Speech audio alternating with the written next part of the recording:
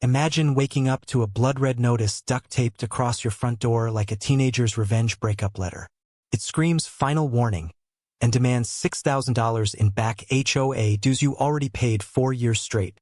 And the woman behind it, Brenda Whitaker, the self-crowned queen of Maple Ridge Estates, who once fined a guy $250 because his garden gnome violated aesthetic harmony.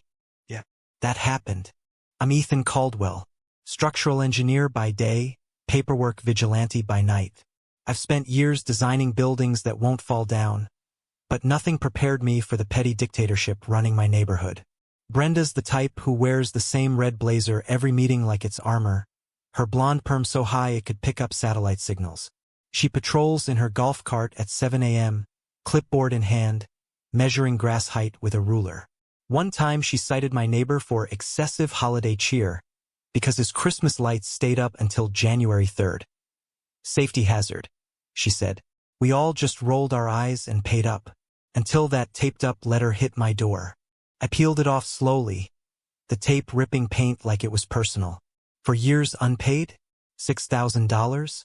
I laughed out loud, alone on my porch at 7:15 a.m., because I had receipts. Every single one, digital and paper. I paid on time every year through the portal she insisted we use. So why this? Why now? I didn't scream or call. I just went inside, brewed coffee, and started printing. By noon, I had a binder thick enough to knock someone out. Highlighted receipts, bank statements, confirmation emails. I walked into the HOA office, a tiny cinderblock building at the edge of the community, like I was delivering pizza. Brenda was behind the desk, fake smile already glued on. Well, Ethan. Finally decided to address your delinquency. I dropped the binder with a satisfying thud. I paid. Every cent. Here's proof. She didn't even open it. Just leaned back, fingers steepled like a cartoon villain. The board reviewed your account yesterday. Unfortunately, there's a late fee now. And interest. I stared. You're inventing this. I don't invent rules, Ethan. I enforce them.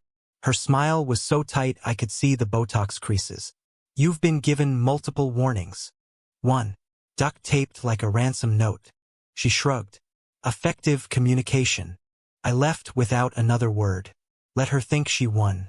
But something in that smug little tilt of her head told me this wasn't random. Brenda didn't pick fights she couldn't win. So I started digging. Years ago, when the neighborhood was still being built, I did some surveying work for the developer. I remembered a weird little wedge of land where the HOA office sat. It was supposed to be transferred to the association, but paperwork got messy. I pulled my old files. Then I drove to the county records office and spent 4 hours in a basement that smelled like mildew and regret. There it was. The parcel, including the HOA office, was still in the name of a holding company I'd bought 5 years earlier for a side gig flipping lots. I'd forgotten I even owned it. The HOA had been squatting in a building they didn't own for over a decade, rent-free. I sat in my car outside the records office, keys in hand, and felt something shift. Not anger, not yet, just cold, clear certainty. Brenda had been terrorizing people from a building she had no right to use. Every fine, every rule, every threatening letter, issued from stolen property. I called Rick Alvarez my real estate attorney buddy. Sharp as a tack, and he owed me one from the time I helped him fight off a shady contractor who tried to condemn his family cabin. Ethan, this is gold, Rick said after I emailed him the docs. Unauthorized occupancy. Possible theft of services. If they've collected dues or fines from that address, it's wire fraud territory. They've been there forever, I said. No lease, no rent, nothing. Rick whistled. You want to go full scorched earth? I already knew the answer. By the next afternoon, I had a notarized notice of trespass and unlawful occupancy. I framed it, and walked back into the office. Brenda was flipping through a binder, probably auditing someone's mailbox color. Back so soon? She said without looking up. I set the framed notice right on top of her binder. She glanced down. Read the title. Her mouth opened slightly, like a fish gasping. You're joking. 72 hours to vacate, I said calmly. After that, rent at double market rate. Payable to me. She shot up so fast her chair slammed the wall. This is community property. It never was. And you knew that. Her face went from red to purple. You don't understand the logistics. We're the governing body. We make the rules. You enforce bylaws, Brenda. Not squat in private property and invent debts. She pointed a trembling finger. This is harassment. No, this is documentation. I turned and left. Word spread quietly at first. A few neighbors texted me. Did you really own the HOA office? Is she getting evicted? I didn't answer yet.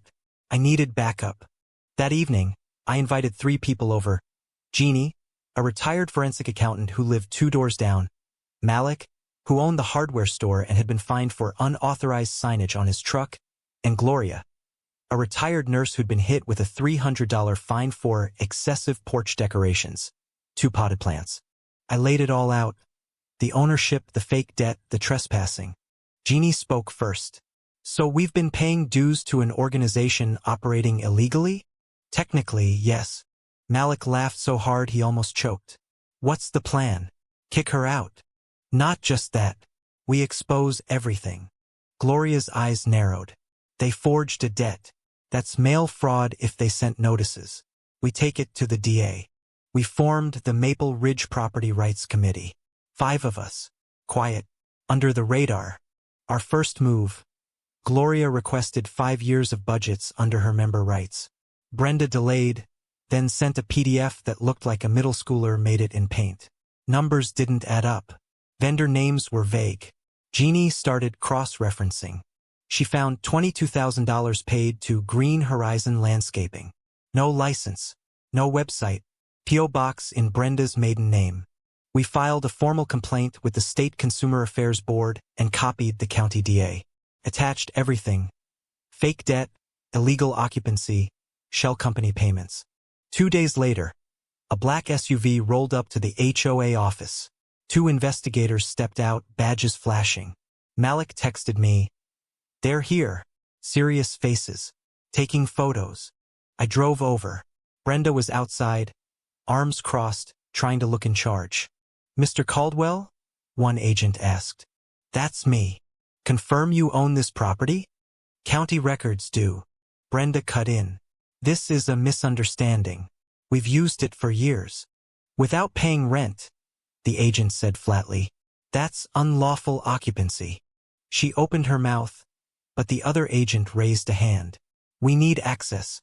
All files. Digital and paper. Brenda hesitated, then unlocked the door like it physically hurt her. They boxed files, photographed everything, took hard drives. I watched from across the street with Jeannie and Gloria.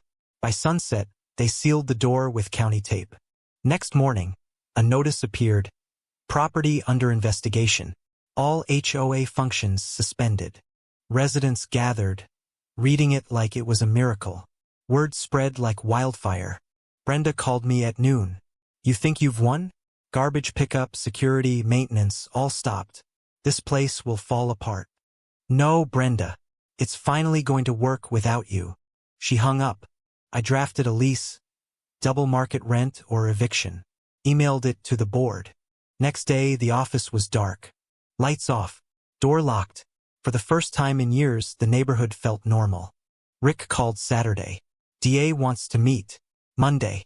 They're building a case. I met him outside the DA's office. Assistant DA Tia Nguyen greeted us. Sharp, no nonsense. We've gone through the seized files, she said. It's worse than we thought. She pulled up a spreadsheet on the monitor. Names, numbers, notes. These resident accounts don't match reality. Overdue dues, liens, penalties, but payments don't align. At least 11 cases with discrepancies in the thousands. Rick leaned forward. They inflated liens and pocketed the difference? Exactly. And funds routed to a shell nonprofit. Maple Ridge Community Betterment Fund. Registered to Brenda's signature. Address? A storage unit. Embezzlement, I said. Systematic. Over $80,000 in 6 years. Tia looked at me. We need your testimony. And your committee's depositions. Done. Warrants pending. When I left, The air felt lighter, like the neighborhood had been holding its breath for years. We met at Gloria's. Corkboard, timelines, evidence packets. I told them about the embezzlement. Malik whistled. They gonna run? They won't get far. Accounts frozen. Jeannie, we need to prepare the neighborhood before Brenda's loyalists spin it. We scheduled a community meeting for Wednesday night in the park. Prep was intense. Gloria made slides. Malik set up a projector. Jeannie copied bank statements. Wednesday evening, nearly 120 residents showed up. Folding chairs, murmurs, kids running around. I stepped up first. Thanks for coming. What you're about to see is documented. It's real. I showed the property records. The HOA has been squatting on private land for over a decade. Gloria took over. Budget inconsistencies. Jeannie, shell company payments. Malik, the spreadsheet with fake debts. Gasps, curses, people flipping through packets. A retired firefighter stood. They hit us with fake fines and funneled our money into a fake charity? Yes, I said. And the DA has confirmed. Arrests coming.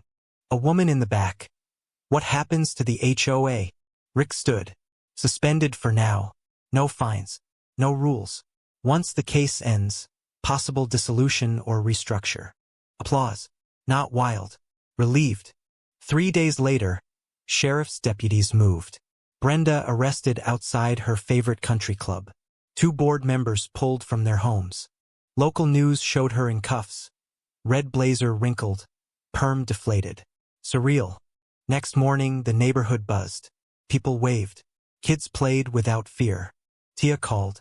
Grand jury indicted. Trial soon. Your depots were rock solid. Restitution. On the table.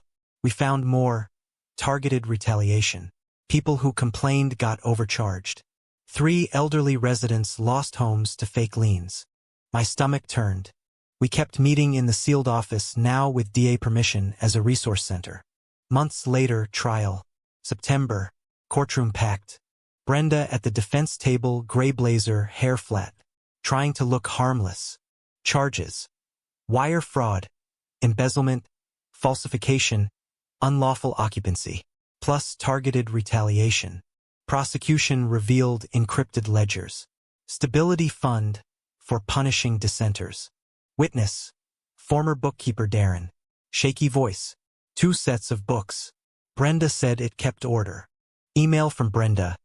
Sometimes compliance requires discomfort.